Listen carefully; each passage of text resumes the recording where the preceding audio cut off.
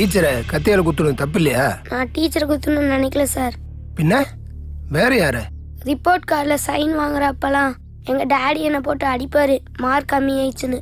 அவரை குத்தலான்னு தான் நினச்சேன், மிஸ் ஆயிட்டாரு. மேக்ஸில் மார்க் கம்மி ஆயிடுச்சுன்னு எங்கள் டியூஷன் மாஸ்டர் அடிச்சுட்டே இருந்தார் சார். அவரை குத்தணும்னு நினச்சேன் சார், அவரும் எஸ்கேப் ஆயிட்டார் சார். அப்போ தான் கோவத்தில் ஹிந்தி மிஸ்ஸை குத்திட்டேன் சார். உன் ஃபியூச்சர் நல்லா இருக்கணும் தானே உங்கள் டாடி மம்மி டீச்சர்ஸ் எல்லாருமே படிங்கிறாங்க. அதில் தப்பு இருக்கு? அதுக்காக கத்தி எடுத்து குத்திடுவியா நீ? தப்புன்னு தெரியல உனக்கு? அவங்க என்ன பண்ணன்னு உங்களுக்கு தெரியுமா சார்?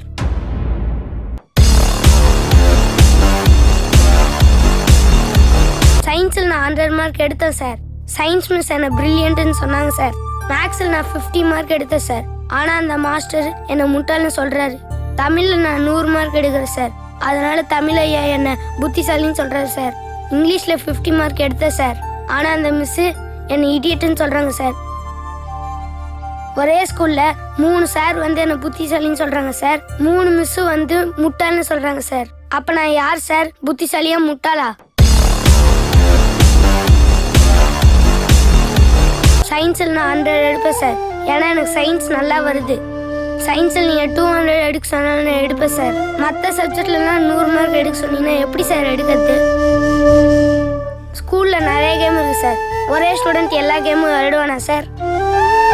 அதே மாதிரி எல்லா சப்ஜெக்ட்லேயும் ஒரு ஸ்டூடெண்ட் எப்படி சார் மார்க் வாங்க முடியும்?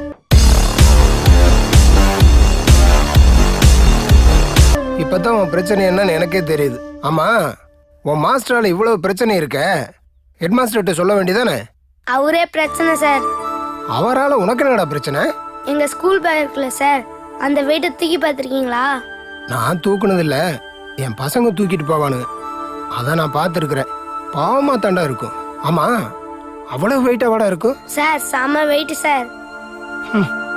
முதுகுலாம் வலிக்கும் சார். அதனால அவ்வளோ வெயிட்டை தூக்காமல் இருக்கிறதுக்கு ஹெட் மாஸ்டர் கிட்ட போய் ஒரு சூப்பர் ஐடியா சொன்னேன் சார். என்ன ஐடியாடா? ஸ்கூல் ஓப்பன் பண்ணும்போது எங்களுக்கு 2 செட்டு புக்கு கொடுத்துருங்க. ஒரு செட்டு புக்கு வந்து நாங்கள் வீட்டில் வச்சுக்கிறோம், இன்னொரு செட்டு புக்கு வந்து கிளாஸில் வச்சுக்கிறோம். வெயிட் தூக்க வேண்டிய அவசியமே இல்லைன்னு சொன்னேன் சார். நல்ல ஐடியா தானே, இதை ஃபாலோ பண்ணலாமே. உங்களுக்கு தெரியுது சார் அது நல்ல ஐடியான்னு, ஆனால் அவருக்கு தெரியலையே சார். அட, எனக்கே அட்வைஸ் பண்ணுறியான்னு சொல்லி 2 நாள் முட்டி போடச்சார் சார். உனக்கு எந்த சாரையுமே பிடிக்காதா? ஒரு சாரை பிடிக்கும் சார். யாரா அது? ரமணன் சார். ரமணனா? அவர் எந்த சப்ஜெக்ட் எடுக்கிறாரு? அவர் வாத்தியார்ல சார். டிவில புயல் வரும் மழை பெய்யுன்னு கரெக்டா சொல்லுவார்ல சார், அவர்தான் சார் ரமணன். அவர் எதுக்குடா உனக்கு பிடிக்குது? அவர் சொல்றதுனாலதான் சார் ஸ்கூல் லீவ் விடுறாங்க. ஸ்கூல் லீவ் விட்டா எங்க எல்லாத்துக்கும் ஜாலி சார். அதனால எல்லா பசங்களுக்கும் ரமணன் சார் ரொம்ப பிடிக்கும் சார். ஸ்டூடெண்ட்ஸுக்குலாம் அவர் தான் சார் கடவுள். ஃபேஸ்புக்ல போய் பாருங்க, பசங்க எல்லாரும் கோயில் கட்டி பூஜை நடத்திட்டு இருக்காங்க. ஃபேஸ்புக்கில் போய் பார்க்குறதெல்லாம் அப்புறம் இருக்கட்டும்டா. எல்லா சப்ஜெக்ட்லேயும் 100 மார்க் எடுன்னு சொல்றது உன்னுடைய திறமையை வெளியே கொண்டு வரக்காக. அதை ஏன்டா தப்பா புரிஞ்சுட்டு இருக்கிற? எது சார் திறமை? எங்களை மட்டும் 100 மார்க் எடு 100 மார்க் எடுன்னு அடிக்கிறாங்களே சார். இன்னைக்கு இருக்க எல்லா ஸ்டேட்டோட எஜுகேஷன் மினிஸ்டரும் எல்லா சப்ஜெக்ட்லேயும் 100 மார்க் எடுத்தாங்களே சார். அது மட்டும் இல்லை சார், 100 மார்க் எடுத்து IAS IPS ஆனவங்களாம் கவர்மெண்ட் கிட்ட சம்பளம் ஆகிட்டு இருக்காங்க சார். 40 மார்க் 50 மார்க் எடுத்தவங்க ஃபெயில் ஆனவங்க இவங்கெல்லாம் அரசியல்வாதியாகி சம்பளம் கொடுத்துட்டு இருக்காங்க சார்.